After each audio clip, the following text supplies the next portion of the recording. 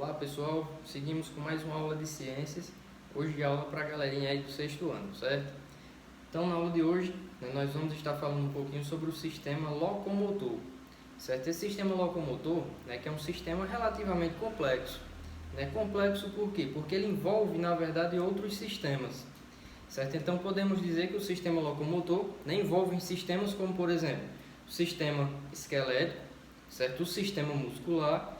E também não podemos também deixar de falar do sistema nervoso, que na verdade é quem vai mandar os estímulos, quem vai comandar essa ação, essa movimentação, envolvendo aí o sistema esquelético e o sistema também muscular.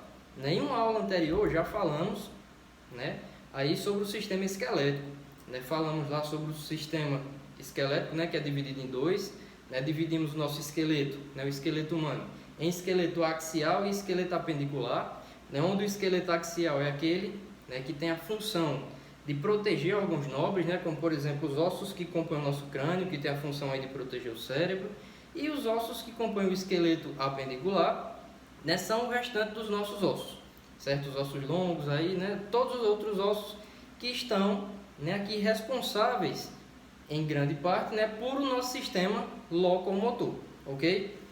Hoje, na nossa aula, nós iremos enfocar basicamente ossos e articulações, certo? Sistema muscular vai ficar para uma próxima aula. Então, pessoal, os ossos são estruturas corporais que têm algumas funções. Então, dentre as funções dos ossos, nós podemos citar algumas, que são as mais importantes.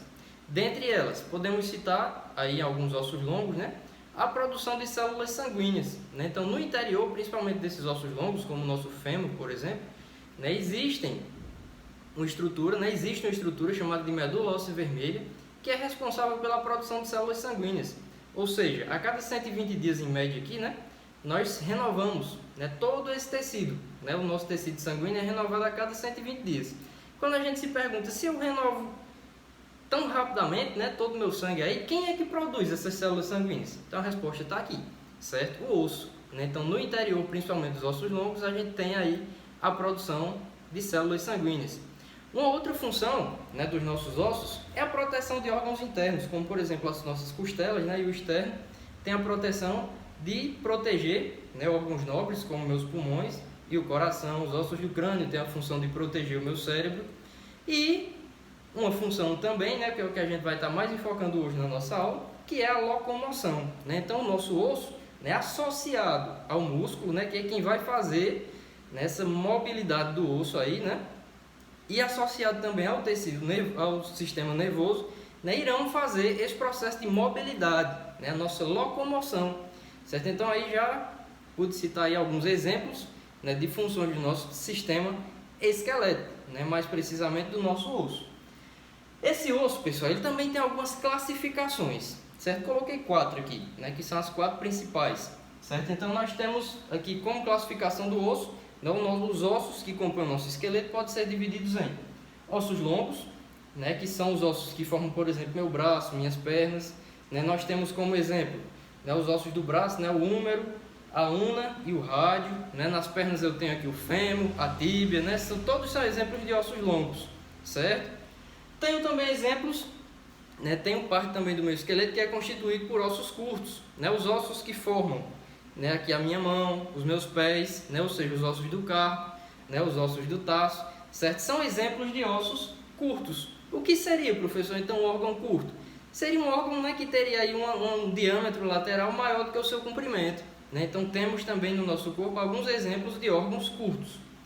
Temos ainda ossos planos, aqui no desenho, na ilustração. Imagina aí que isso é a parte superior do crânio, certo? Do indivíduo, que a gente tem aqui alguns ossos. Certo? Nós temos basicamente aqui 4 ossos constituindo o nosso crânio.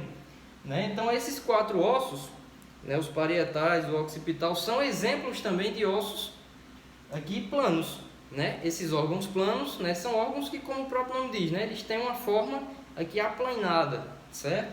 E temos ainda os ossos irregulares. O que seria um órgão irregular? Certo? Um osso, na verdade, irregular, é aquele osso que não tem uma forma pré-definida, que não tem uma forma similar às outras, ou seja, ele nem é plano, nem é curto, nem é longo.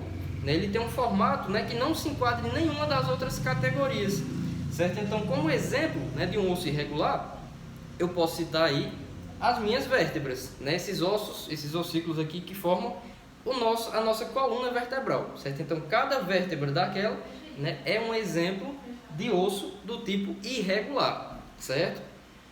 Em relação às articulações, né, nós também podemos aqui, né, tá dividindo essas articulações em alguns tipos, certo? Quais são, professor? Então, os tipos de articulação que eu tenho no corpo humano, vou ter basicamente 3, certo? As articulações, elas serão divididas em móveis, semimóveis e imóveis.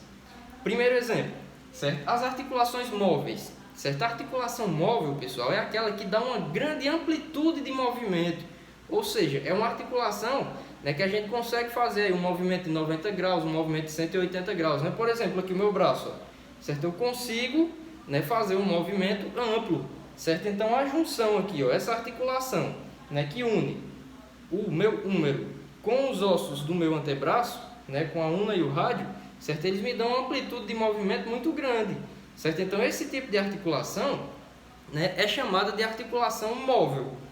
Outro exemplo de articulação, né, são as articulações semimóveis. Professor, onde é que eu encontro uma articulação semimóvel? A articulação semimóvel, pessoal, é aquela que dá um movimento, certo? Digamos que um movimento parcial, digamos assim, entre os ossos, né, que estão envolvidos nessa articulação. Exemplo de articulação semimóvel, certo? São as vértebras, né, que compõem lá a nossa coluna vertebral, né? Eu consigo ter uma certa liberdade aqui de movimento, mas não um movimento tão amplo, né, quanto o meu braço, certo? Então, um exemplo de articulação semimóvel, certo, são as nossas vértebras, né, e a nossa coluna vertebral, certo, que dá uma certa liberdade, né, de movimento, mas não tão ampla quanto as articulações do tipo móveis, né? Então, as semimóveis dão uma mobilidade parcial, né? Exemplo aí, a nossa coluna vertebral, ok? E, por último, nós temos as nossas articulações imóveis. Professor, um exemplo de articulação imóvel, certo? O nosso crânio, né? Eu já falei aqui atrás, né, quando eu estava falando lá dos ossos planos, né? Mas o nosso crânio, né, ele é constituído, né, aqui na sua parte superior por 4 ossos, né? Os 2 parietais, certo? Na região anterior, certo? Nós temos também o osso frontal e na sua parte posterior nós temos mais um osso, né, o occipital. Quando nós nascemos, né, esses ossos aqui, eles estão unidos, né, por uma articulaçãozinha, certo? Então eles são móveis, né?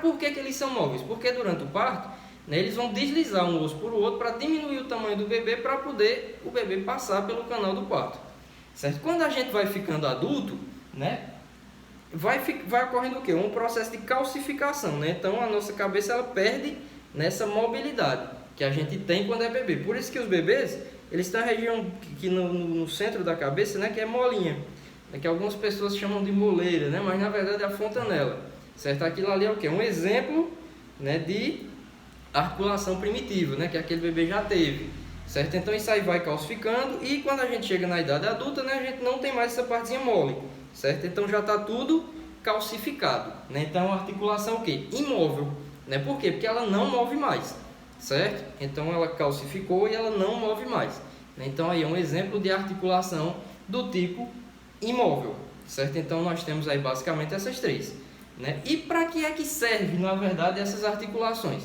Essas articulações servem, né, para que os ossos eles possam, né, aí tá se locomovendo, né, tá ajudando no processo aqui de locomoção, né? Então essas articulações representam também, né, uma das partes que vão estar envolvidas no sistema locomotor, né? Como eu já havia falado, sistema esquelético, né? A gente pode citar aqui os ossos, as articulações, além disso os ligamentos, né, também podem estar envolvidos. O sistema muscular, né, que a gente vai falar numa aula seguinte, certo? E também o sistema nervoso, né, que é quem vai estar tendo a função de comandar, certo, todos os impulsos nervosos, né, todos os estímulos que a gente vai estar recebendo, para que em conjunto o sistema esquelético e sistema muscular possam nos dar um movimento. Ok, galerinha? Então até a próxima aula.